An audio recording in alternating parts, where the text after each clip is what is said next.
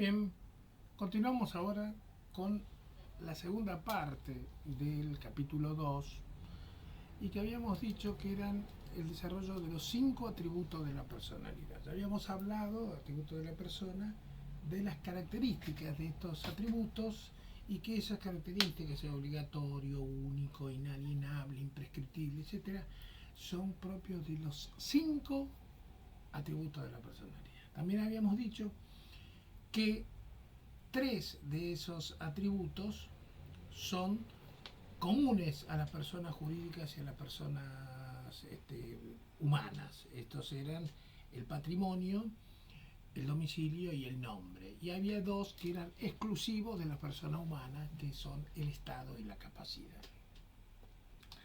Empezando por este atributo que es propio de las personas humanas, vamos a desarrollar el Estado. ¿Qué es el Estado? El Estado se define como la posición jurídica que una persona ocupa en la sociedad. Repito, son únicos. El primer atributo que tenemos es el de la persona consigo misma. La persona consigo misma podemos decir que es una persona, puede ser una persona mayor, con todos los derechos que eso implica y obligaciones, o una persona menor.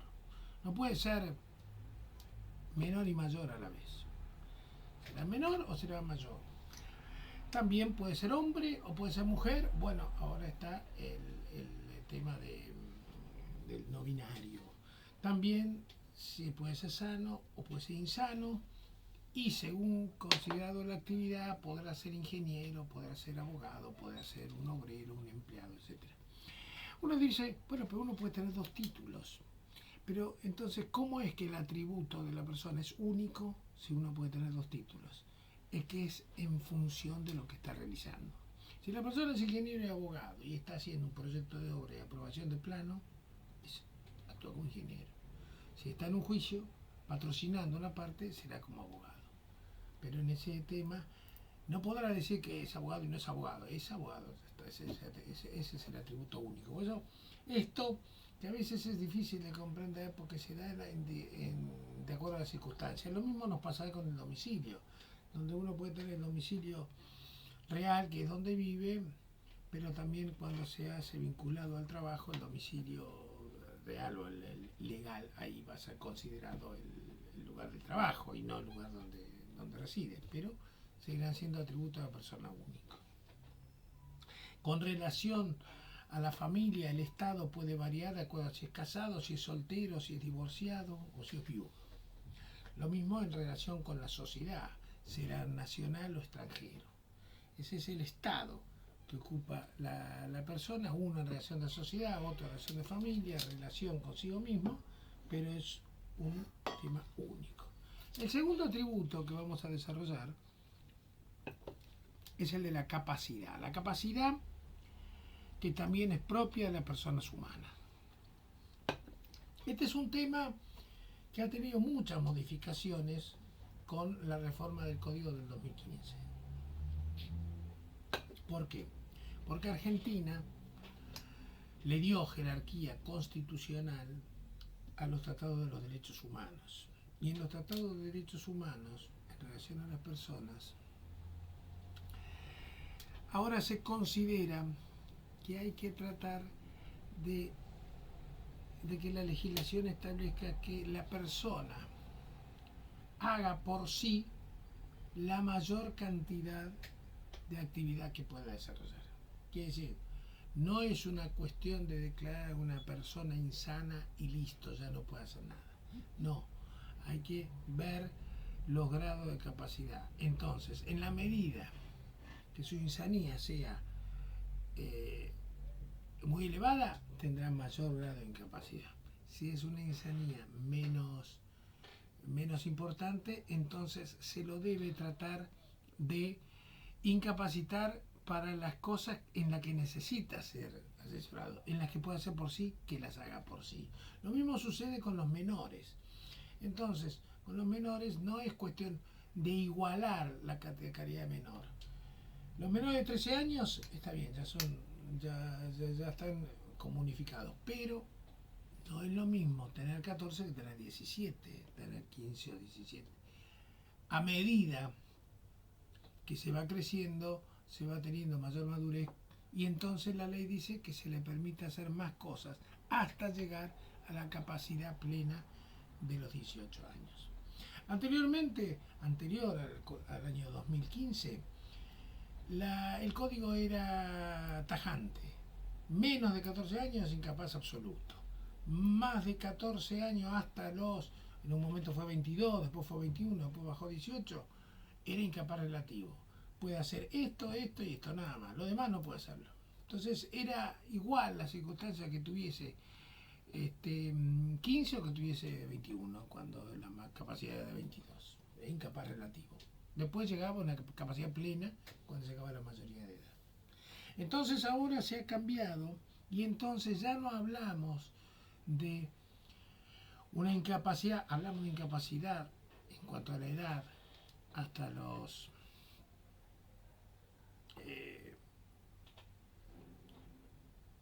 14 a 13 años, menos de 13 tenemos una incapacidad, pero después de los 14 hasta los 18 es lo que se va a denominar capacidad progresiva. Sos capaz para esto no, para esto sí, para esto no, etc. ¿Cómo se establecerá este tema de capacidad progresiva? Se va a establecer de dos formas. Una, por ley. La ley le va a decir a partir de, por ejemplo, 16 años qué cosa puede hacer. Entonces ya por solo hecho de llegar a una determinada edad va teniendo mayores capacidades. Pero después las otras lo obtiene por el derecho que tiene todo menor de ser oído. Esto viene de los tratados internacionales en los derechos del niño, entonces siempre menor puede ser oído.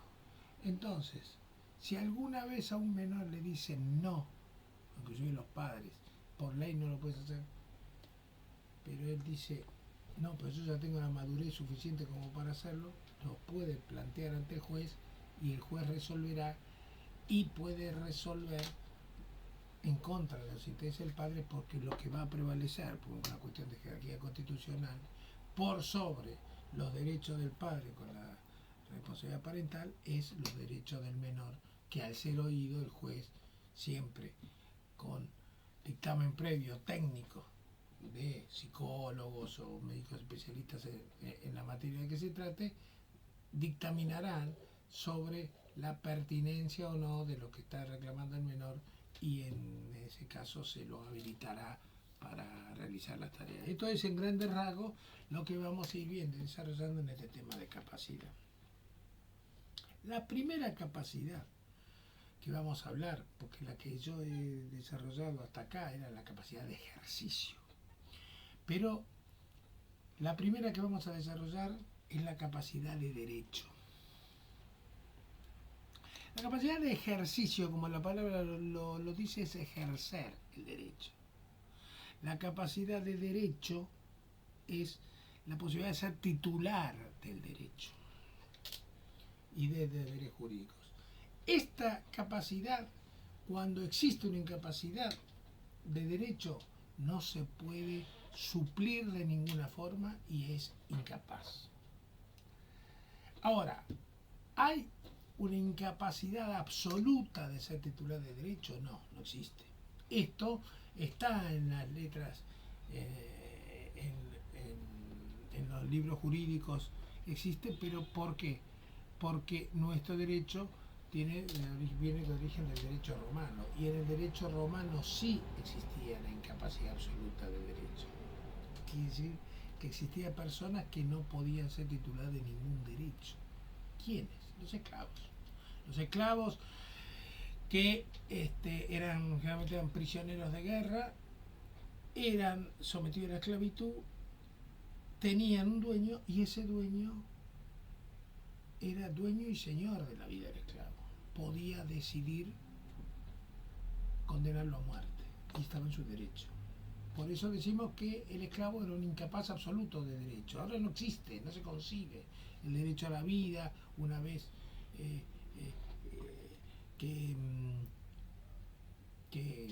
bueno, hemos nacido, hemos crecido, tenemos derechos y que ya son derechos inherentes a la persona y que no y que no los voy a perder bajo ningún aspecto. Por eso decimos que el incapaz de derecho absoluto no existe. ¿Existen unos incapaces de derecho relativos? Sí, pero son casos determinados y los dicen específicamente en la ley. En general, estos incapacidad de derecho es la imposibilidad de adquirir derechos y que rigen para situaciones determinadas y personas determinadas, pero en determinadas circunstancias. Por ejemplo, los cónyuges entre sí no pueden hacer contratos, no puede haber acto de compraventa, la ley lo prohíbe. Entonces, yo soy un hombre casado. ¿Puedo hacer acto de compraventa? ¿Puedo comprar y vender? Sí. ¿Pero le puedo comprar y vender a mi mujer? No. Pero sí a otras personas. Por eso decimos que tengo una incapacidad relativa. ¿Relativa a qué? Relativa comercial con mi mujer. Si yo soy funcionario público, soy ministro de cualquier área del Poder Ejecutivo, y se llama a licitación, o mejor dicho, se va a renovar el plantel de automóviles que existen en el ministerio, yo, por ser el ministro, tengo una incapacidad por ley de comprar los los vehículos que se vayan a vender. Es un problema ético. Yo soy juez y hago una subasta por rematar un inmueble de un juicio que yo estoy incapacitado por ley para presentarme en esa subasta y tratar de adquirir el inmueble. Yo, abogado, no puedo comprar los bienes que son objeto de litigio al que yo patrocino. Es un problema ético, porque yo entonces puedo ya sospecharse que patrocino mal a la persona para quedarme con el bien. Como ven, estos son casos puntuales, que los dice puntualmente la ley y que entonces dice la persona es incapaz de derecho. Ahora, como es incapaz de derecho, no puedo yo tener un prestanombre. No puedo yo, juez, no comprar los bienes que están en subasta en el juzgado, entonces mandar a una persona para que en representación mía compre los bienes. No, eso es una inmoralidad. No se necesita razonar mucho para saber que eso es, usar un prestanombre es porque lo quiero comprar, la ley no me permite, entonces pongo a uno que vaya a representación mía, es una ilegalidad. Salta de maduro, pero la explicación jurídica que se puede decir esto es que la incapacidad de derecho no se suple por representación. ¿Y por qué digo esto, que no se suple por representación? Que parece como una verdad aquella, porque la incapacidad de ejercicio sí se suple por representación. Por eso, cuando yo estoy frente a una persona que es incapaz de ejercicio, tiene un curador que lo va a representar y va a defender sus intereses. Fíjense, vamos a ver un ejemplo muy extremo, después entraremos en mayor detalle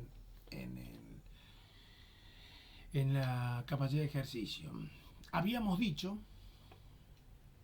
que una persona por nacer se retrotrae sus derechos al momento de la concepción. Entonces, supongamos que una persona por nacer, el padre se muere durante el embarazo. Y el padre era dueño de una pymes. Tenía sueldos que pagar, tiene quizás cheques a cobrar. Y supongamos que el único heredero es la persona por nacer, porque supongamos que no estaban casados con la madre de chicos, supongamos, un caso de laboratorio. El único heredero es la persona por nacer, pero la persona por nacer no puede pagar los sueldos. La persona por nacer no puede cubrir los cheques. No podemos esperar a que tenga 18 años para que pueda hacer todas esas cosas. Entonces, esa incapacidad se suple por representación con un curador que va a defender los intereses del menor y tendrá que rendir cuenta ante el Ministerio Público y el juez de los actos que realice. Entonces, la incapacidad de ejercicio se puede suplir, se suple por representación. Mientras que, perdón, la de ejercicio, bien digo, mientras que la incapacidad de derecho, que es la de ser titular del derecho, no de ejercerlo, esa no, porque no tengo ese derecho. No puede el juez comprar los bienes que están en litigio en el juzgado, ni hacerlo por sí, ni con un representante. Entonces esta es la gran diferencia que tenemos entre la incapacidad de ejercicio y la incapacidad de derecho. Que repito, esta incapacidad de derecho, que obedece al resolvedor en público, no existe en forma absoluta. El incapaz absoluto de derecho era el esclavo de la antigua Roma.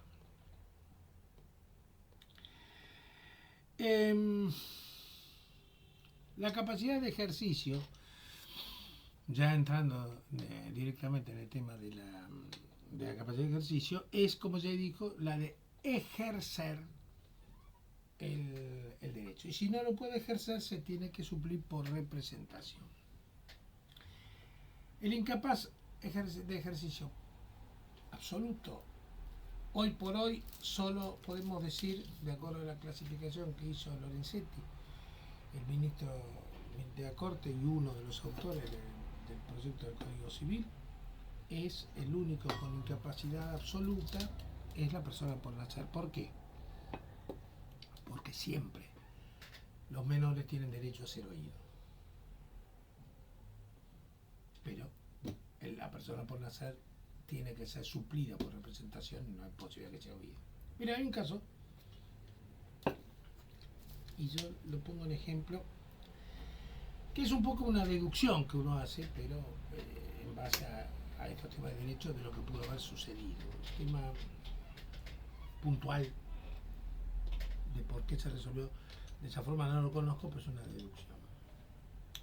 Cuando salió la ley del aborto, hubo un primer caso de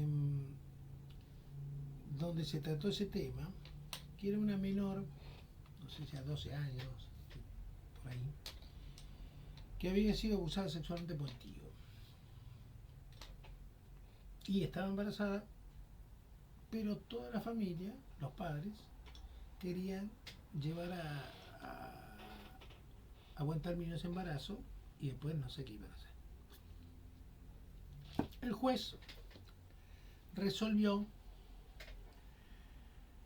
después de haber tomado declaración a la menor con ese sistema que tiene para preguntar a los menores con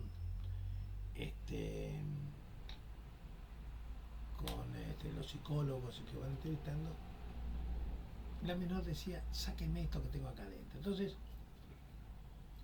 el juez resolvió que, defendiendo los intereses del menor, convenía, si bien no dijo el aborto, por eso ahí no fue que se aplicó un aborto legal ahí, sino que dijo producir el parto, pero como estaba con 5 meses de embarazo, la criatura no sobrevivió al parto. Le sacaron a la criatura, no destruyéndola de entrada como puede haber sido un aborto, sino tratando de obtener un nacimiento con vida, pero no pudo conservar la vida porque era muy prematuro el embarazo. Ahora, ¿qué viene este ejemplo? Si los que tienen el cuidado de la menor son los padres, tienen la responsabilidad parental, el juez resolvió contra la voluntad de los padres, pero ¿quién hizo la denuncia? ¿Cómo llega el caso ante el juez si los padres no iban a hacer una demanda porque querían llegar al embarazo a feliz término? Entonces, en una deducción pienso que quizás se lo contó la maestra lo comentó con la directora, le dieron intervención al Ministerio Público porque veían que los padres estaban en otra sintonía. El Ministerio Público intervino de oficio defendiendo los intereses menores, interviene el juez. Quiere decir que acá se hace valer esto de que el derecho constitucional que hace que el interés del niño esté por sobre el interés de los padres, hizo que en este caso el juez resolviese contrario a lo que era la voluntad de los padres. Por eso decimos que el único incapaz absoluto que no tiene ni posibilidad de ser oído es la persona por nacer, porque ya la persona menor de alguna u otra forma puede expresar su voluntad, puede ser interpretada su voluntad por los psicólogos y el juez, y en defensa de los intereses del menor y contrario a los intereses de los padres. Bien, definimos entonces esta capacidad de ejercicio como la aptitud de una persona de ejercer por sí misma los derechos de lo que fuese titular. Y en caso de ser incapaz de ejercer su derecho, puede suplirse dicha incapacidad por un representante que es el tutor o el curador que va a actuar en representación de la persona incapaz. Es decir, va a suplir al incapaz.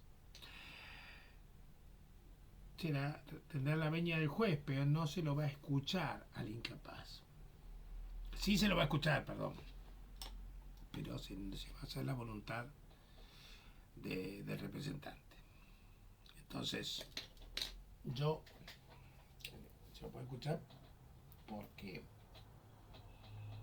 tiene el derecho a ser oído. Pero supongamos que es un tema patrimonial, supongamos que es la conveniencia de vender algo que es propiedad del menor porque es un bien fungible, perecedero. Aunque el menor capaz que esté diciendo no, yo no quiero venderlo, el curador que ejerce la representación, si el juez dice no, está bien, hay que venderlo, se vende, no importa que se apoye, que se oponga el menor. Y esto lo digo por algo que voy a desarrollar en un rato más, que es el sistema de apoyatura. ¿Por qué? Porque cuando dijimos que tiene el grado de incapacidad una persona, capaz que en un caso de enajenación mental, pero tiene una alta enajenación, se suple todo por un curador que lo representa. Pero puede ser que esa persona tenga un grado de incapacidad menor. Entonces el juez diga, para esto lo puede hacer por sí, qué sé yo, comprar un chocolate en un kiosco, se lo puede hacer por sí.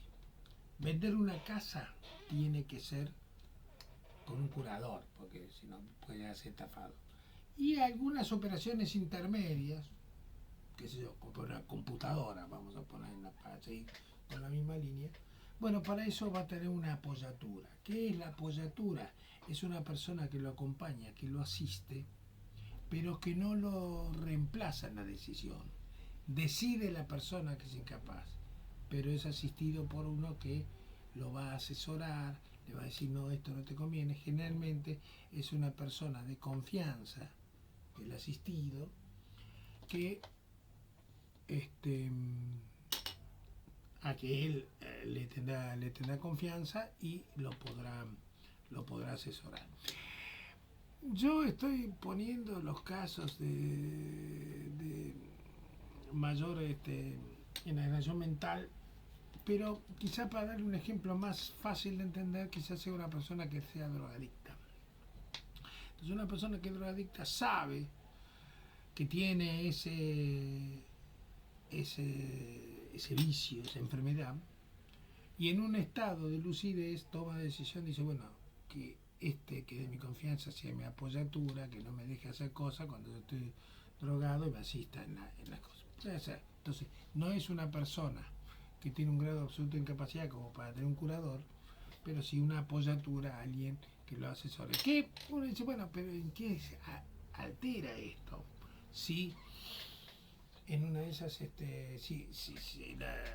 él estando drogado va a tener una apoyatura, pero el que decide es él, bueno, entonces, ¿para qué sirve la apoyatura? No, servirá para que en una de esas, cuando está en ese estado de adicción y que hace una operación, la apoyatura deje constancia que él se opuso y se lo hizo saber al comprador, y en una de esas esto allana el eventual camino de una nulidad después por haber abusado del derecho de esta persona que estaba en ese estado.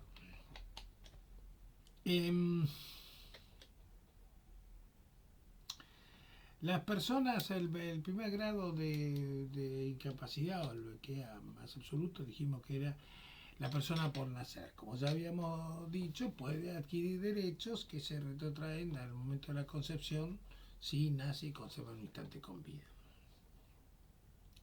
El Ministerio Público va a actuar en representación de esa persona por nacer, de una manera complementaria, aparte como lo hará la madre en tal caso, que tiene la representación parental en el momento del embarazo. Otro caso particular que tiene este tema del ejercicio, de la incapacidad de ejercicio, es el del menor de edad que tenga título habilitante. Ahí decimos que una persona que sea menor de edad pero que tiene un título habilitante, porque quizás terminó el secundario y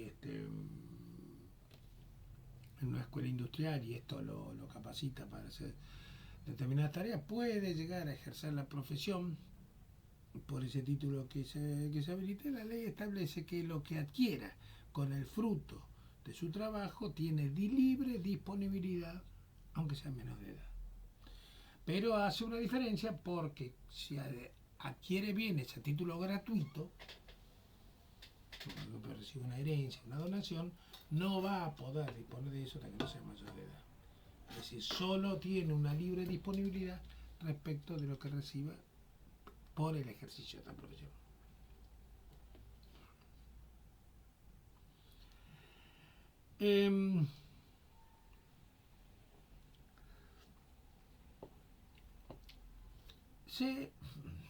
Se entiende que si bien no hay un límite,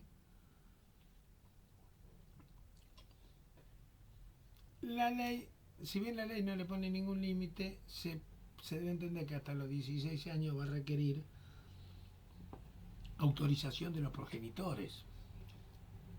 Pero en caso de que haya una oposición de ellos para que haga esto libre gasto, bueno, el juez podrá, atento el derecho del menor a ser oído, ir en contra de los intereses del padre y que pueda disponer libremente de sus bienes. Repito, los adquiridos con el fruto de su trabajo. Porque fíjense que yo a veces digo, bueno, eso de industrial, pero a veces tiene menores, quizás que haya una propaganda de televisión, o quizás, fíjense ahora, por ejemplo, el caso del jugador de River que fue vendido al Real de Madrid, con 17 años, estamos hablando de una fortuna impresionante, lo que fue la venta, las comisiones, lo que puede haber tenido y los contratos que le hayan hecho siendo menor. Bueno, menos de 16 los padres pueden decidir, pero si el menor quiere invocar a la justicia, puede invocar a la justicia, tiene derecho a ser oído y a ser libre de disponibilidad. Más de 16 años no debe explicaciones a nadie, dispone de la plata que adquiere con el fruto de su trabajo. En cuanto a las personas que no tienen el grado de edad y madurez suficiente, estamos hablando de los mayores de 13 años y menores de 18. Los menores de 18 son mayores de edad.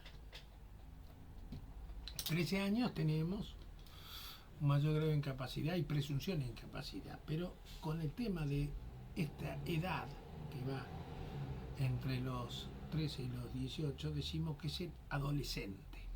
El adolescente tiene derecho, como todo menor, a ser oído en todo proceso judicial, así como también para participar en las decisiones de su persona. Y acá la ley le va marcando ciertos parámetros. A partir de los 16 años, o hasta los 16 años, desde los 13 hasta los 16, puede someterse a tratamientos médicos no invasivos, es decir, tratamientos médicos que no pongan en riesgo su vida o que no puedan afectar totalmente a su persona. Por ejemplo, si una persona tiene 13 años y el padre es testigo de Jehová, el padre se va a oponer a cualquier transfusión de sangre. Porque una transfusión de sangre no es algo invasivo a la persona ni pone en riesgo su vida. Luego, a partir de los 13 años, la persona, el menor puede decir, no, yo quiero esa transfusión, y entonces no. Por más que se opongan los padres, tendrá derecho a ejercer. El otro caso es cuando es someterse a una cirugía que pueda poner en riesgo su vida. Ahí la ley dice que a partir de los 16 años ya tiene la aptitud mental, por eso hablamos de capacidad progresiva para someterse a esa decisión, tomar esa decisión, por lo que no se podrá oponer a los padres. Naturalmente siempre, inclusive cuando tiene menos de 16 años, como tiene el derecho a ser oído, puede tomar, que se decida en favor del menor contra los intereses del padre. Por ejemplo, siempre pongo un ejemplo extremo como para entenderlo. Vamos a suponer que yo tengo un hijo que quiera someterse a un cambio de sexo. A mí, quizás educado a la antigua, lo veo, me horrorizo ante esa decisión. Y él lo quiere tomar, sí, a los 14 años. No, me opongo. Bueno, te opones, pero yo tengo derecho a ser oído, me va a decir el menor. Y puede, inclusive si no tiene plata como para patrocinarse, puede haber patrocinio gratuito. Va el juez lo va a entrevistar personalmente, va a pedir, antes de dictar resolución, un dictamen de peritos que nombrará, que puede ser psicólogos, va a estar asistido por letrado. Esto todo da los derechos del niño que tiene, que ahora tiene que quedar constitucional. Y en esta decisión, escuchado a otro juez, decide, mire, tiene la aptitud y capacidad mental suficiente, la madurez mental, como para tomar esa decisión. Entonces, pese a la oposición de los padres, él puede ser sometido a una cirugía de cambio de sexo. Supongamos. Yo cuando digo esto, a veces en los cursos, en los cursos presenciales, algunos que eran padres ya se horrorizaban de pensar que se pudiese pasar eso, ¿no? Son las decisiones, es decir, se supone que no lo puede, hasta los 16 años tiene que ser sometido a todos estos juicios previos, pero en definitiva lo que la ley quiere decir es vamos a defender los intereses del menor por sobre la voluntad de los padres.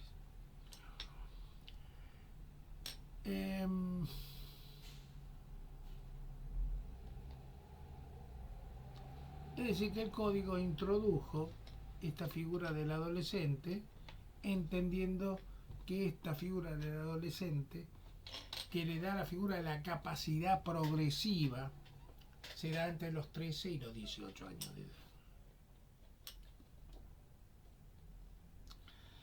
Después tenemos ya no el tema de los menores, sino del tema de las personas. No me acuerdo ahora bien el tema, pero antes yo estudié con el viejo código y hablaban de insanos, de dementes. Ahora es como una palabra mal vista, entonces no se los considera dementes, sino con algún grado de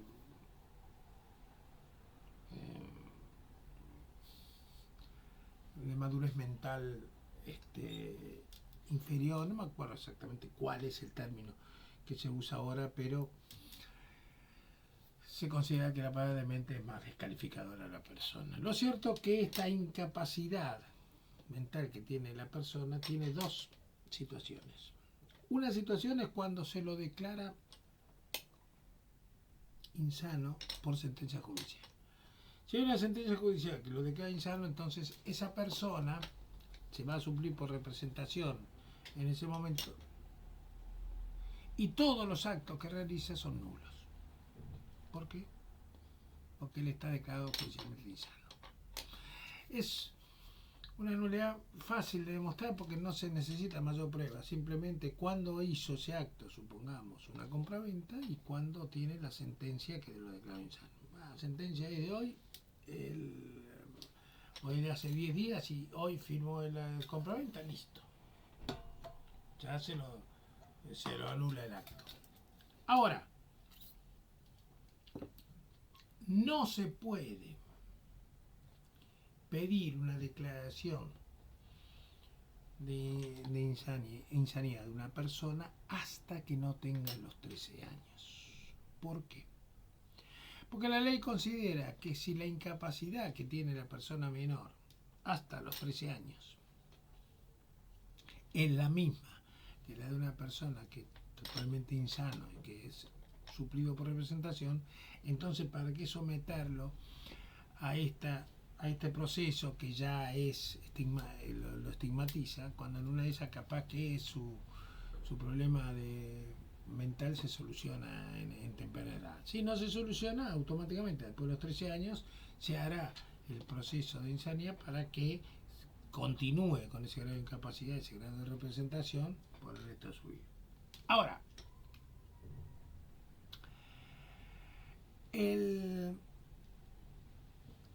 la ley en estos momentos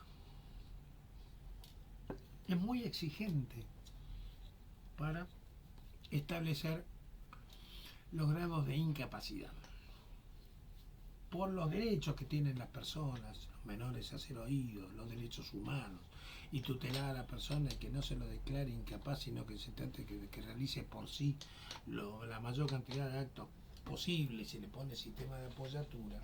Entonces se hace resoluciones ya no de declaración de incapacidad, sino de discapacidad, y esa discapacidad hace que después aparezca la figura de la apoyatura y no de la curatela, o aparece la apoyatura y curatela. Para incapacitar a una persona, prácticamente lo que la ley establece ahora es que, o los distintos fallos también, es que tiene que ser una persona que no tenga noción de tiempo y espacio. En cuanto tiene noción de tiempo y espacio se habla de discapacidad. Esto es lo que a veces, que si bien fue decretado así, trata de que se reforme eso y se llegue a un grado mayor de incapacidad. Es uno de los grandes reclamos, por ejemplo, de la madre de Chano. ¿Por qué? Porque al tener ese grado de discapacidad, a veces es difícil para la persona recuperarse, en este caso, de la drogadicción. Y aparte, complica todo el entorno familiar lo que es este tema de convivir con una persona que es drogadicta. ¿Por qué? Vamos a un ejemplo. Conozco un ejemplo similar al de Chano, y yo entiendo perfectamente porque conozco bien a fondo el caso similar, y la entiendo a la madre, porque con este grado, con esta discapacidad, la ley dice que se lo puede tener internado por 30 días para atenderlo por la afección. Claro, a partir de los 30 días la internación es solo si lo acepta el discapacitado. Si el discapacitado voluntariamente quiere seguir internado, se puede seguir adelante. Si no se pronuncia en ese sentido, tenerlo internado puede presumirse como una privación ilegítima de la libertad de la persona. Entonces el que lo hace puede ser sometido a un proceso penal. Por eso los médicos, cuando llegan los 30 días, se dan de alta y que se vayan. salvo que la persona expresamente diga que se quiere quedar. Como no es suplido por representación, no tiene un curador que toma las decisiones por él, entonces la decisión solo le pertenece al discapacitado. Ahora, ¿qué ocurre? Si es un estado de drogadicción,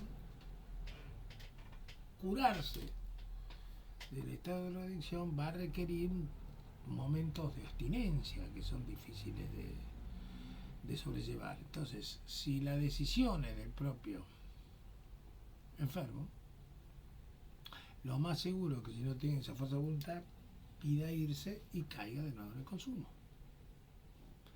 Y es un proceso de deterioro. La persona diría a su familia, porque después cuando él está con los ataques de drogadicción es complicado. Entonces, de repente, quizás tendría que haber un cierto mayor grado de exigencia para que estos discapacitados puedan ser declarados incapaces y que entonces mientras dure el tratamiento se le llama un curador, que después cuando el tratamiento sea liberado no es una incapacidad a perpetuidad, pero sí durante varios años y que después sea sometido a un nuevo examen médico o analizado por el juez con peritos determinados y entonces se le saque el grado de incapacidad por un grado de discapacidad cuando ya está curado de ese proceso de drogadicción. Si no, se hace una cadena difícil de llevar y la persona, que es lo que ocurre, que tiene el vicio de la droga, no es fácil que salga de ese estado.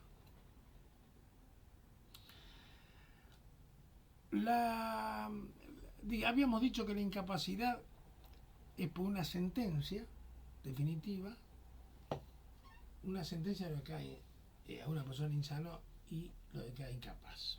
¿Quién puede solicitar esa declaración de incapacidad? Primero el propio interesado, que puede saber que estando en algún intervalo lúcido que él es una persona que es peligroso para sí o para terceros o para su patrimonio. El cónyuge, pero siempre y cuando que no esté separado de hecho, lo mismo que el conviviente, pero que la convivencia esté vigente, no que haya cesado.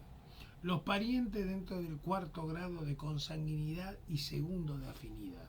El tema del parentesco lo vamos a ver en derecho de familia, pero por ahora, cuando le hablamos de cuarto grado de consanguinidad, ustedes tienen que pensar que una línea ascendente, descendente, ya lo digo rápidamente, el salto de una generación a otra produce el salto de un grado. Entonces, mi padre es primer grado, mi abuelo segundo grado, tercer grado, mi bisabuelo, esto hace en forma ascendente. En forma descendente, primer grado es mi hijo, segundo grado mi nieto, y así estamos pasando hasta el cuarto grado. Para establecer un parentesco por línea colateral es los hermanos. Porque fíjense que yo cuando le hablé de línea ascendente y descendente nunca puedo llegar a mis hermanos. Entonces, para llegar a un grado de parentesco con un hermano mío, tengo que subir hasta el ascendente común. Entonces, con mi hermano tengo un parentesco colateral de segundo grado, porque el primer grado es hacia mi padre, y mi padre es el ascendente común, bajo al grado de mi hermano. Si yo quiero saber cuál es el parentesco con un primo mío, es cuarto grado, porque el ascendente común que yo tengo con mi primo es mi abuelo. Analice usted, cualquiera de ustedes, un primo suyo, quién es el pariente común que tienen, es el abuelo. Porque el padre de su primo es su tío, que es hermano de su padre, y su padre y su tío son hermanos y ahí se unen el abuelo. Entonces, primer grado es mi padre, segundo grado es mi abuelo, después bajo. Tercer grado un tío, cuarto grado un primo. Pariente dentro del cuarto grado por línea de consanguinidad colateral. En cuanto a afinidad, es lo mismo. El tema es que yo no tengo parentesco con mi cónyuge, es mi cónyuge. Entonces, el padre de mi cónyuge, es decir, mi suegro, es el primer grado de consanguinidad de mi cónyuge, pero es el primer grado de afinidad conmigo. Afinidad porque yo estoy casado. Y ahí entonces cuando hablamos de quién puede declarar, pedir la incapacidad, hablamos cuarto grado en consanguinidad y segundo grado en afinidad. Es decir, hasta el abuelo de mi mujer. Más no. ¿Qué tiene? Se dicta la sentencia de incapacidad luego de análisis clínico, psicológico, etcétera. ¿Qué va a tener esa sentencia? Un dictamen previo hecho por un equipo interdisciplinario de médicos, etcétera, que establezcan la incapacidad y la enfermedad que tiene. Un diagnóstico y un pronóstico. Esto se va a reparar, puede ser repararse en unos años o nunca. Esto determinará después cuando el juez revisará de nuevo este tema de la incapacidad. Una época en que la situación se manifestó, esto fue importante para el tema de las nulidades. Entonces el equipo interdisciplinario dirá, por el grado de enfermedad que tiene, esto debe haber empezado hace 10 años. Bueno, entonces es una presunción, no será la única, para establecer si los actos que realizó son nulos o no. Tiene que tener una época, ya he dicho, de situación que se manifestó, los recursos personales y familiares que va a tener la familia para atender esa enfermedad y el régimen de protección o asistencia que se le va a dar al incapaz. Ya he dicho que esto solo lo puede dictar cuando la persona tiene más de 13 años, porque si no se equipara con la del menor. Tendrá que establecer también la extensión y establecer en la sentencia qué actos quedan limitados, qué actos van a ser suplidos por representación, qué actos van a ser representados por asistencia y establecer que los remanentes, en caso de haber, podrá hacerlo por sí. Todo esto tiene que estar expresado en la sentencia. Como ya he dicho, esto es la capacidad progresiva. Bien.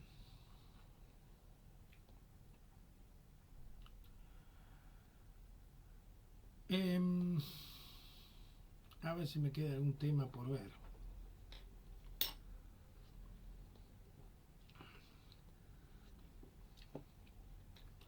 Ya he dicho lo que es el sistema de apoyatura, y en el sistema de apoyatura el juez va a establecer, especificar las funciones que va a tener que hacer el apoyatura. Y después tenemos otro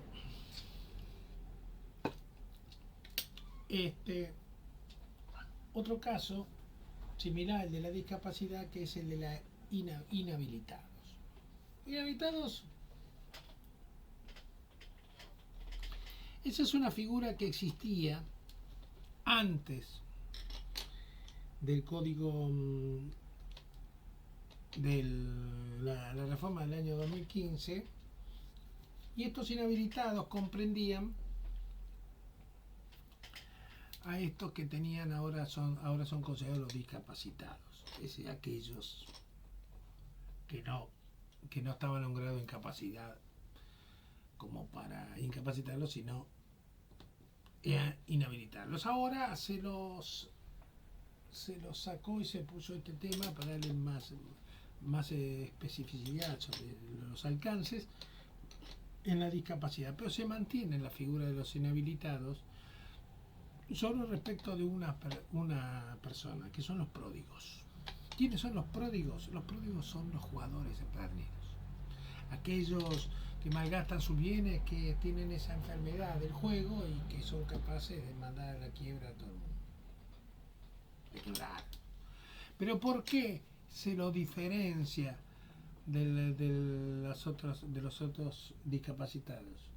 Porque se requiere para ser inhabilitado tener familia o personas a su cargo, sean incapaces o menores, cónyuges, convivientes, etc. Quiere decir que cuando hay un interés supremo tutelar, que es el enfermo o la familia, ahí interviene la inhabilitación. Si yo soy solo y yo quiero jugar, es un problema mío y me fundiré y quedaré endeudado, pero no me van a inhabilitar. Pero cuando estoy con familia, sí. ¿Y quiénes van a solicitar? ¿Quiénes pueden solicitar esta inhabilitación? Justamente el cónyuge, o la conviviente, o el ascendiente o descendiente. Ahí el juez le va a nombrar, lo va a inhabilitar, es decir, que no puede hacer por sí tareas de compraventa determinadas y le va a nombrar una apoyatura, similar a lo que pasa con los demás discapacitados. Pero repito, esto es tiene una figura independiente porque no basta que simplemente sea un jugador, como puede ser un tema de un drogadicto, que el drogadicto puede ser discapacitado porque solo hecho consumir droga. Acá el solo hecho de ser jugador no alcanza para quedar inhabilitado, tiene que tener familia, menores a su cargo, cónyuge o cónyuge, etc.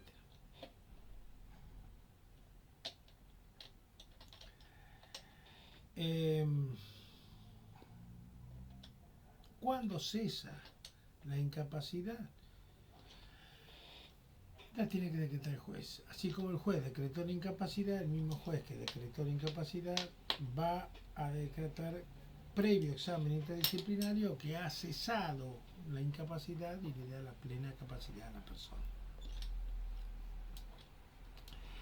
De acuerdo a la clasificación de una clasificación que ha hecho Lorenzetti, de acuerdo a este nuevo código, podemos decir que hay personas que tienen capacidad plena, que es lo que sean mayores de 18 años y que no tengan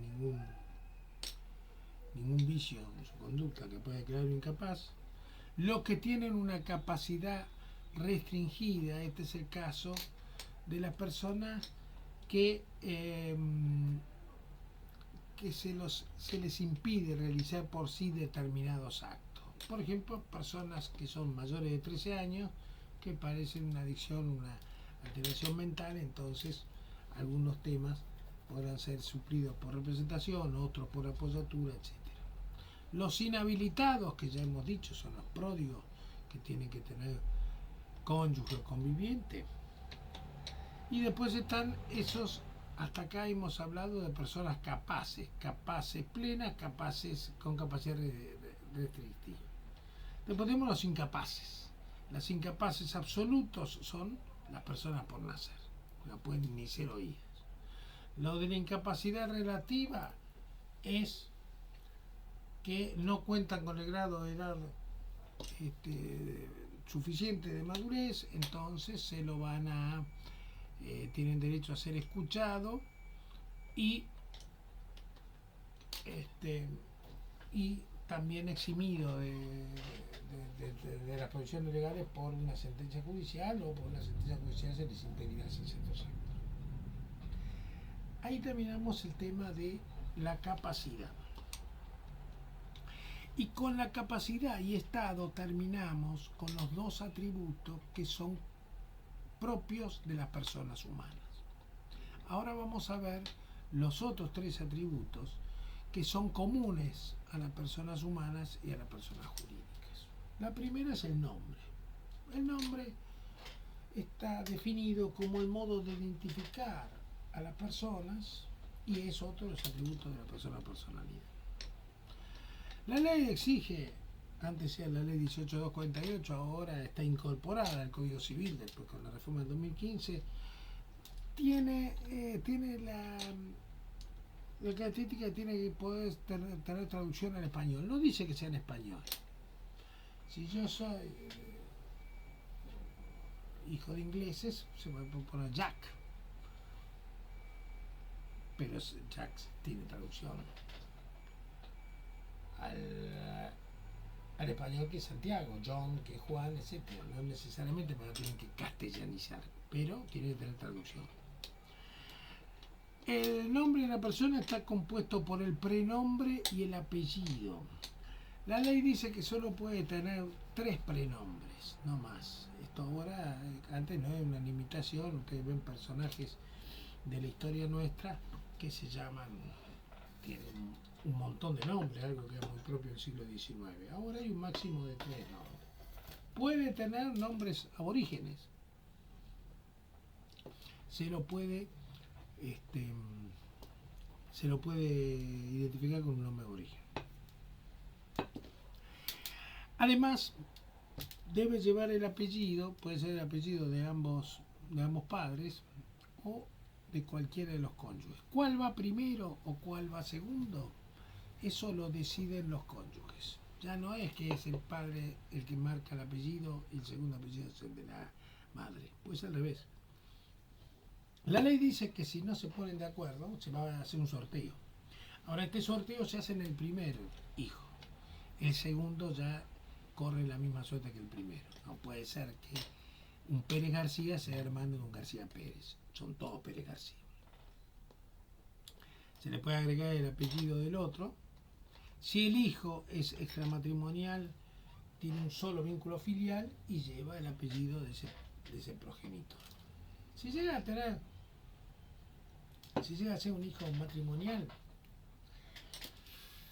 podrá llevar los dos apellidos, podrá llevar uno, pero la paternidad se presume del marido.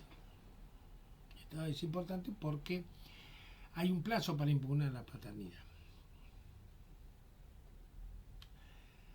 Si yo, marido, dudo de que yo sea el padre por cualquier circunstancia, tengo que impugnar la filiación. Pero si es extramatrimonial, no, tengo que ser expresamente el padre, tendrá que hacer un reconocimiento expreso, si no, no hay una presunción. ¿Qué pasa si la persona menor de edad sin filiación tiene que ser anotada? Por ejemplo, tenemos una persona de esas que son abandonadas, por ejemplo, solo dejan cuántas veces se ve que se dejan en un container, aparece un número, bueno, no se encuentra la madre, no se sabe quién es, y tienen que ser anotados. Alguien que ya quiere, o nadie lo adopta, entonces pero hay que anotarlo, nacimiento de la persona. Bueno, la ley dice que se debe poner, si no se conoce ningún apellido, un apellido común.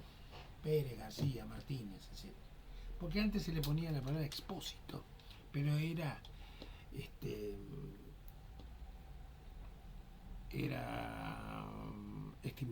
se lo estigmatizaba. Ya se sabía que había sido un chico abandonado. En cambio, Pérez García puede ser tranquilamente hijo de un tal Pérez, un tal García. En caso de divorcio,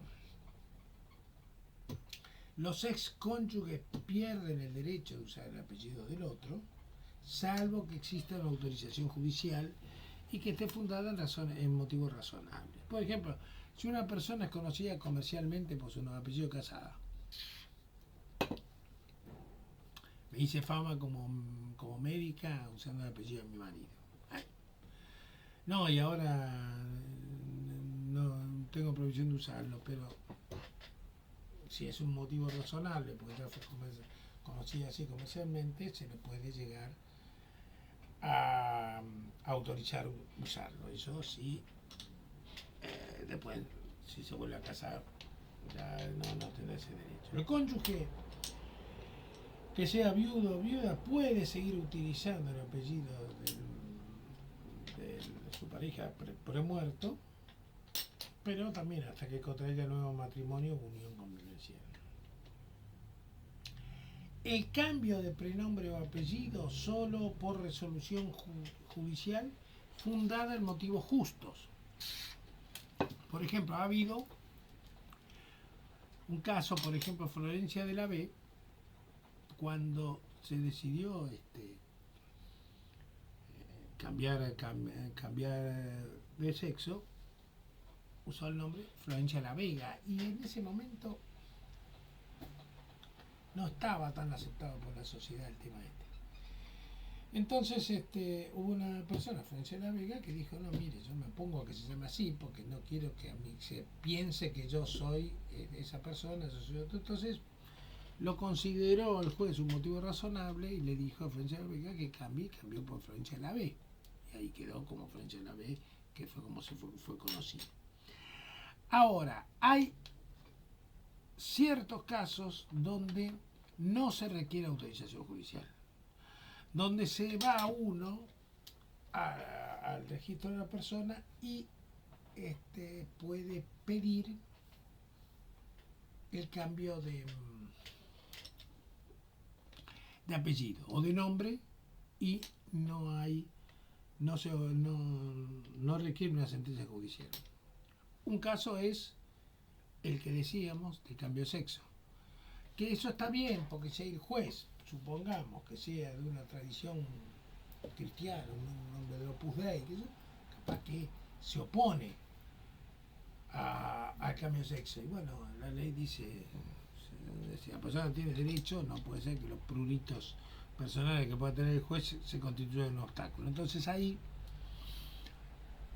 se lo exime de ese deber de hacer una demanda judicial para el cambio de nombre. Lo mismo si es un hijo de desaparecidos.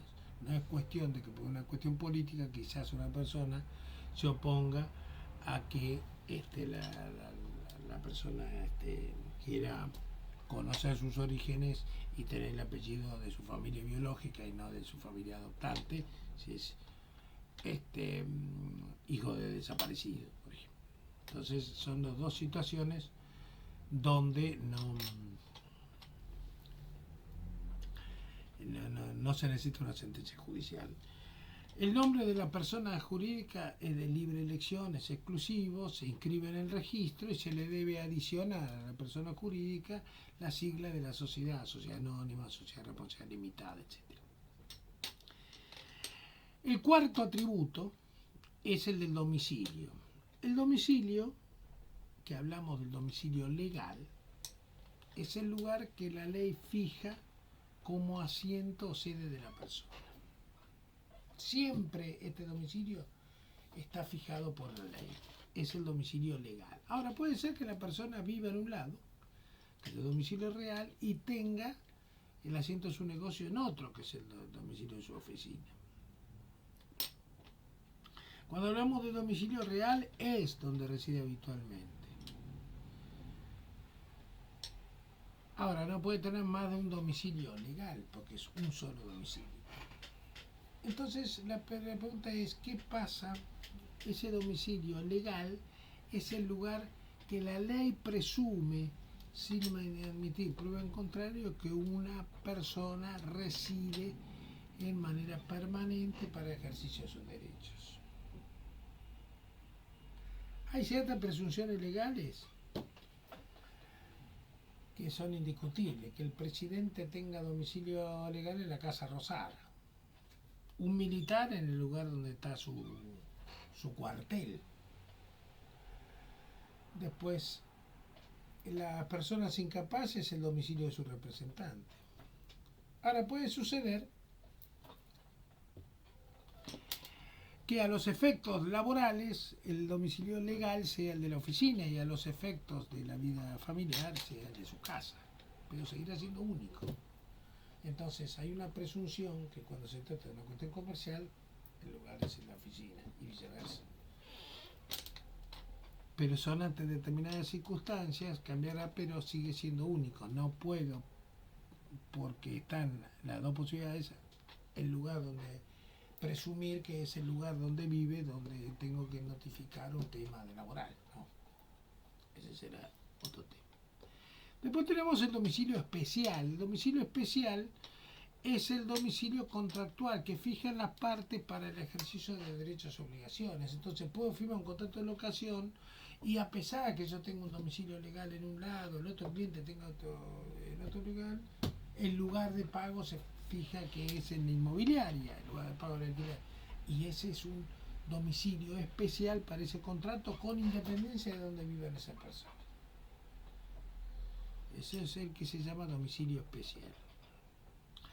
Hay una particularidad por el artículo 75, que es el que habla de este domicilio especial. Y el artículo 75 dijo de establecer la posibilidad de establecer los domicilios por WhatsApp o por vías así electrónicas.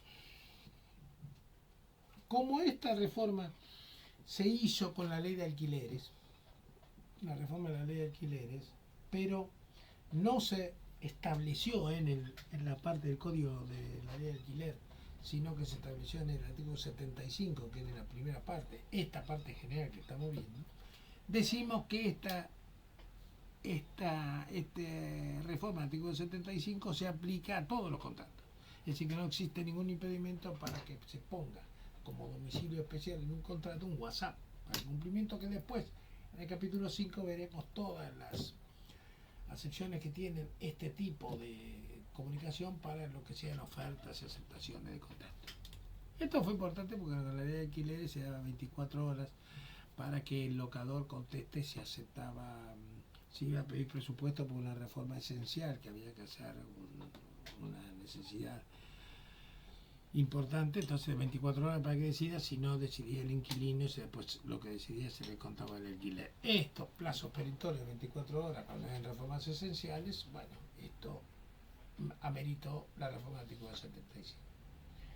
El gran problema o el gran dilema que surge ahora es que este artículo 75, que si viene de la parte general del código, su reforma estaba en la ley de alquileres, cuando asumió el actual gobierno el decreto de necesidad de urgencia 70/23, que es el que estableció Milei apenas asumió y que sigue aún vigente, derogó la ley de alquileres. Entonces, este artículo 75 ahora no estaría modificado porque fue derogado por el decreto de necesidad de urgencia.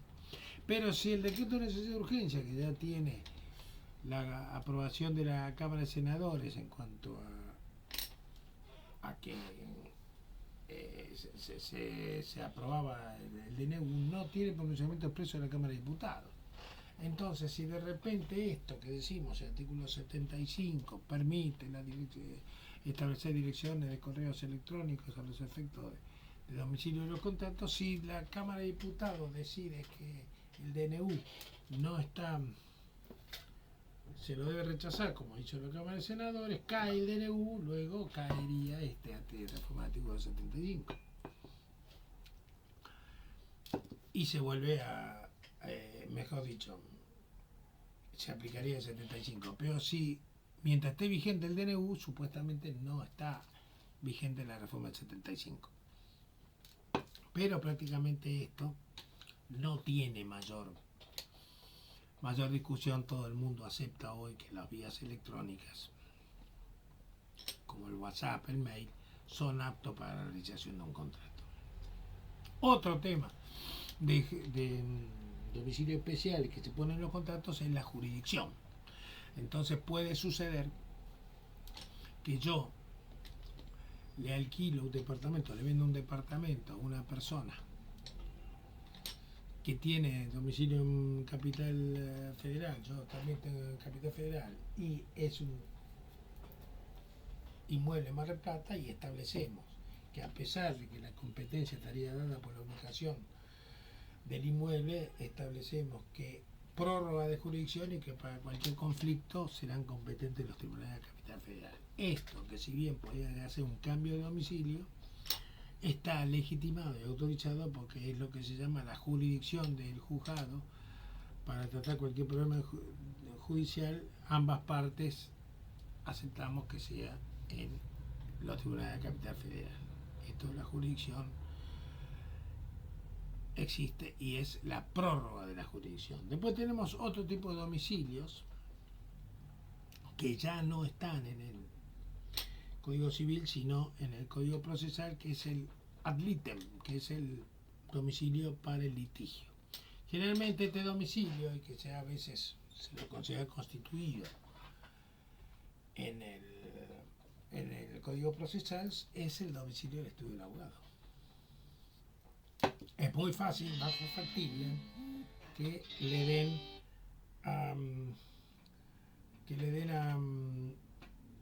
a uno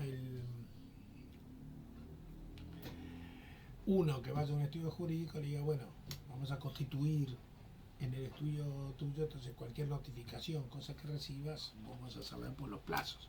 Entonces, este domicilio especial ad litem es el del estudio del abogado. Después tenemos el caso del domicilio ignorado. ¿Qué es el domicilio ignorado? Cuando no conocemos el domicilio de la persona. Ya dijimos que el domicilio, como todo atributo de la persona goza de los caracteres. Y el carácter es necesario. Entonces es necesario que tenga un domicilio. ¿Cuál es el domicilio si lo ignoramos? Una persona que está en situación de calle. Y bueno, si para habitualmente en una plaza, será esa plaza. Pero si anda por todos lados, se presume que es el lugar donde está. Entonces, de repente, él está acá, ahora acá, este es su domicilio. Como es un atributo necesario, lo tiene que tener. Entonces, en el lugar donde se encuentra. Porque todo el mundo tiene que tener un domicilio. Y ahora vamos al quinto y último atributo, que es el del patrimonio. Patrimonio se lo considera el conjunto de bienes menos el conjunto de deudas. Es el patrimonio neto, que es activo menos pasivo. Tiene que tener patrimonio, son de cosas que están en el comercio. Tiene que tener valor. El patrimonio es necesario, pero puede ser negativo. Yo puedo tener más deudas que activos. Entonces, no necesariamente tiene que ser que tenga un conjunto de bienes. Yo no puedo desprenderme de es inalienable. Ahora, ¿cómo yo puedo vender mis cosas? Cosas sí, patrimonio no. Porque las cosas, yo vendo un auto, vendo una casa, vendo una máquina de foto, pero el patrimonio es todo, te doy todo. Bueno, no una donación de todo, no, pero puedo llegar a adquirir nuevas cosas. Y esas cosas las adquiriré para mí. En vida yo no puedo dejar el patrimonio. El patrimonio es necesario en la persona. ¿Cuándo se extingue? Cuando muere la persona. Y al morir la persona, todo pasa para el heredero. En el momento que se llama la apertura de la sucesión. Pero mientras esté en vida, yo podré desprenderme de cosas o bienes, pero no de patrimonio. ¿Y cuál es la diferencia entre cosas y bienes? Porque ustedes ven que yo hice ese hincapié. Las cosas son los objetos materiales susceptibles de valor. Los bienes son los inmateriales susceptibles de valor. ¿Y cuál es la diferencia entre la materialidad y la inmaterialidad? Por ejemplo, una casa es un objeto material. Una computadora es un objeto material. Pero los derechos de autor, que tienen valor, porque yo puedo, o las patentes y marcas de algo que inventé y que tienen valor, son objetos inmateriales, son bienes. Esto que parece como una perogrullada es importante, a los efectos lo vamos a ver en contratos. Cuando yo voy a enajenar una cosa material, estamos hablando de una compra-venta. Si es oneroso, donación si es gratuita. Pero si yo voy a enajenar un bien inmaterial, es la cesión de derechos. Que podrá ser esa cesión de derechos onerosa o gratuita. Pero siempre sea cesión de derechos. Entonces, cesión de derechos puede ser onerosa o gratuita. Cuando es venta de cosas, es compra-venta, y cuando es en forma gratuita, es donación. Distintas cosas, y vamos a ver después la diferencia que tiene. Pero por ahora nos vamos a quedar en los atributos de la persona diciendo los bienes y cosas. Los bienes son considerados en sentido amplio y en sentido restringido. ¿Qué es esto?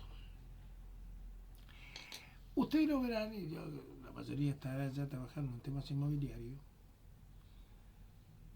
y quizás les llamó la atención que cuando yo digo cosa como un objeto material y pongo una casa como algo material, pero yo no hablo de cosas inmuebles, hablo de bienes inmuebles. Entonces, ¿cómo si bienes es inmaterial y cosas es material? Yo digo bienes inmuebles. Porque la ley dice que la palabra bienes se la debe tener un sentido amplio y un sentido restringido. Cuando hablamos en un sentido amplio, decimos que comprende los bienes y las cosas. En cambio, en un sentido restringido, bienes es inmaterial y cosas es material.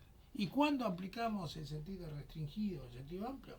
Cuando tenemos que hacer una separación de estas cosas. Si yo voy a hacer una venta de un inmueble, son bienes inmuebles. Pero si yo, además de los bienes inmuebles, tenemos patentes, tenemos un contrato que abarca varias cosas, y tengo que separar las aguas entre lo material y lo inmaterial, ahí voy a hablar de bienes y cosas. Cuando en el mismo contrato aparecen ambas cosas, cosas o bienes, entonces tenemos que saber que los bienes es lo inmaterial y las cosas va a ser lo material. Sentido amplio o restringido. El derecho de autor, el derecho que tiene un heredero, es son bienes. Fíjense, en el tema de la herencia, por ejemplo, se puede ver claro. Si yo heredo a una persona, digo que heredo en el momento de la apertura de la sucesión, es decir, la muerte de la persona. Ahí automáticamente todos los bienes pasan a mí en condición de heredero, sepa yo o no que soy el heredero. No puedo hacer ningún acto de disposición sobre herencias futuras, es decir, si la persona a la que voy a heredar no murió, yo no puedo hacer nada para ella. Pero en el mismo instante que muere, yo puedo ceder esos derechos. Ahora yo le cedo esos derechos y ya ahí estamos hablando de un objeto inmaterial, un bien. ¿Por qué? Porque yo no sé qué va a hacer, qué no va a hacer. Todavía no hicimos la partición, no sé si cuando me van a repartir los bienes me queda algo, porque no es así acreedores del muerto que se llevan todo. Entonces yo puedo tener una disposición, sí, porque ya soy dueño de la herencia. Pero no puedo determinar qué es lo mío. Entonces, si yo lo quiero disponer, le digo al que se lo voy a dar, te cedo este derecho. No sé qué abarca. Capaz que es nada, capaz que es todo. Capaz que tiene una caja de seguridad con millones de dólares y sos dueño de una fortuna. Capaz que no te queda nada porque hay muchos herederos. Es incierto. Bueno, te lo cedo. Ahora sí, yo no cedo nada. Y sigo, y al final se hace una partición y me toca a mí esto, una casa, un campo, un coche, y a mi hermano otro tanto. Y yo después quiero hacer una sesión, ya no una sesión, una donación o una compraventa, pues ya tengo cosas materiales, esto ya es mío. Ya pasamos por todos los filtros que puede tener una sucesión, cobraron los deudores, se presentaron todos y ahora lo que quedó es mío. Entonces ahora tengo objetos que son materiales, son cosas, y entonces van a ser objeto no de una sesión, sino de una compraventa o una donación. Un fondo de comercio es también un bien que está compuesto por las cosas muebles, maquinarias, etcétera, y la clientela. Entonces, cuando yo voy a transmitir un fondo de comercio, quizás si le estoy dando las cosas a alguien y la clientela a otro, entonces tendré que diferenciar bienes y cosas. ¿Y de dónde se ve?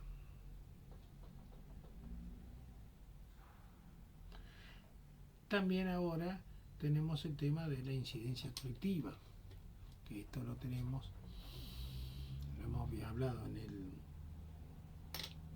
el capítulo primero, donde los derechos de incidencia colectiva hablan de que son cosas que son propiedad comunitaria de todo y no de una persona determinada, ¿no? Ahora, cuando hablamos de cosas hay unas distintas clasificaciones. La primera clasificación que tenemos que hablar es de muebles o inmuebles. Esta clasificación, para diferenciarlo, tenemos que ver en la posibilidad de desplazarse. Si se pueden desplazar son muebles, si no se pueden desplazar son inmuebles. Ahora, pueden desplazarse por sí mismos, caso de los animales, o por una fuerza externa que puede ser accionaria del hombre, caso de un automóvil. Pero son muebles. Algunos muebles son registrables, caso de los automóviles, los buques, las aeronaves. Otros no. Una computadora, un escritorio, una lámpara son muebles no registrables. Los inmuebles pueden ser inmuebles por naturaleza, es decir, que de ningún modo se puede mover del suelo. Es el caso de los que están incorporados en forma orgánica, una planta, un árbol. tienen esa característica de ser inmuebles por naturaleza, pero también hay inmuebles por accesión, que no vienen en forma orgánica, no provienen de la naturaleza, pero se adhirieron al suelo en una manera permanente, de manera de que no pueden ser, no tienen movilidad. Caso una casa, la casa es un inmueble por accesión, no por naturaleza. Dentro de estas cosas y estas cosas inmuebles, y algunos muebles que ya hemos dicho, tienen la característica de ser registrables. ¿Qué significa que sea registrable? Que son inscritos en el registro de propiedad. ¿Y qué características, qué efectos jurídicos produce esto? Es la publicidad. Lo vamos a ver bien en detalle cuando veamos los derechos reales. Porque al tener esa publicidad, son oponibles a terceros. Entonces, si yo tengo vamos a ver cuando veamos reales que, a diferencia de los contratos tienen efecto personal. Si yo firmo un contrato de compraventa con alguno de ustedes, los efectos de ese contrato de compraventa es entre los que firmaron las partes. Pero al adquirir el dominio, que es ese derecho real, y que lo adquiero al inscribir el inmueble en el registro de propiedad, tiene efecto jurídico frente a todos. Entonces, cualquiera que usurpe mi propiedad, tengo la acción real para sacarlo. ¿Por qué? Porque esa propiedad es mía. ¿Y cómo sé que es tuya si yo no firmé el registro de propiedad? Porque está inscrito. Pues yo no firmé el contrato de compraventa porque está inscrito. Si yo no estuviese inscrito, no tiene efecto frente a terceros. Ahora, ¿y qué pasa con lo no registrable? Que no se inscribe. Entonces me lo puede sacar cualquiera. No. Ahí vamos a ver en derechos reales que la tradición, las cosas que no son registrables, la tradición, la entrega, tiene el efecto jurídico de la publicidad necesaria para adquirir el derecho real de dominio. Pero esto lo veremos en derechos reales.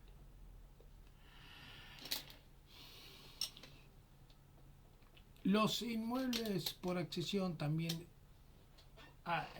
se consiguen inmuebles por accesión las cosas que están con permanencia en el suelo y que no se pueden sacar. En el caso de las casas o departamentos es muy claro, pero por ejemplo hay cosas dentro de la casa que, si no pueden ser desprendidas sin afectar la unidad, se van a considerar inmuebles. Por ejemplo, si yo hago una mesada en la cocina de material, es inmueble por accesión. Si la puedo recuperar, será mueble. Ahora, si yo para recuperarla destruyo algo de la cosa, o la cosa que recupero se destruye, se dice que no, que es inmueble, no es cuestión de romperlo. Es decir, podría yo decir, rompo esta mesada y le pongo cerámicos en el lugar que quedó y listo, ya está. A ver, hola.